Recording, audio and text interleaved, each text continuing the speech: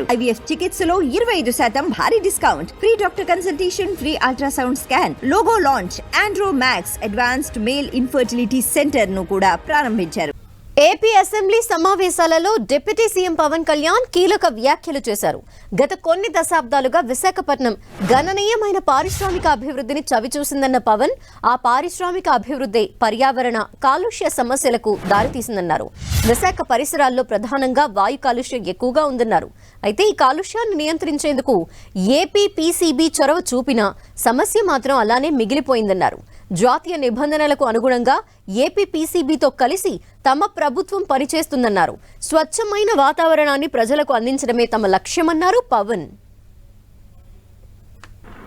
గత కొన్ని దశాబ్దాలుగా విశాఖపట్నం గణనీయమైన పారిశ్రామిక అభివృద్ధిని చవిచూస్తుంది. ఇది పర్యావరణ మరియు కాలుష్య సమస్యలకు దారితీస్తుంది. ఈ నగరంలో ప్రధానంగా వాయు కాలుష్యం ఎక్కువగా ఉంది అధ్యక్ష.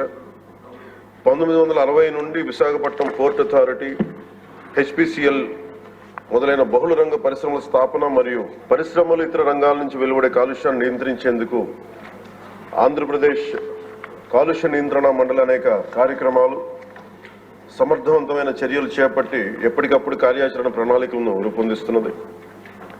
ఏపీపీసీబీ యొక్క చొరవ నగరాన్ని సల్ఫర్ డయాక్సైడ్ మరియు నైట్రోజన్ డయాక్సైడ్ కాలుష్యం నుండి విముక్తి చేసింది. అయినప్పటికీ ధూళికణాల కాలుష్యం ఒక సమస్యగానే మిగిలిపోయింది.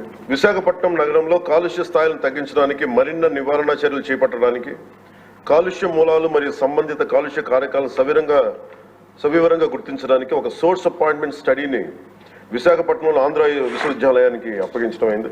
పరిశుభ్రమైన పర్యావరణ లక్ష్య సాధన కోసం ప్రజలతో సహా సంబంధిత భాగస్వాములందరినీ చైతన్యవంతం చేయడానికి ఆంధ్రప్రదేశ్ పొల్యూషన్ కంట్రోల్ బోర్డు మరియు ప్రభుత్వం చిత్తశుద్ధితో కృషి చేస్తున్నాయి.